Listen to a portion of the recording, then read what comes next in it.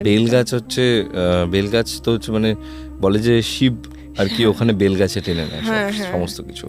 কোনো খারাপ এনার্জিও যদি হচ্ছে বাড়িতে প্রবেশ করে বা কিছু, সবার আগে বেলগাছ থাকলে বেলগাছ টেনে নেয়। তা আমি যখনই ওই বেলগাছের মানে এরকম গ্রিলের ওপরে বেলগাছটা, ওপরের যে সেটটা করা আছে একটা সিমেন্টের, ওর ওপরে বেলগাছটা, তা আমি যখন ক্রস করে গেছি তারপর থেকে আমার আর কিছু মনে নেই। আমি খালি মানে একটা মনে আছে খালি হোঁচট খেয়ে পড়ে গেলাম, ব্যাস, এরপরে আর আমার কিছু মনে নেই। তারপর কি বলছো ওখানে?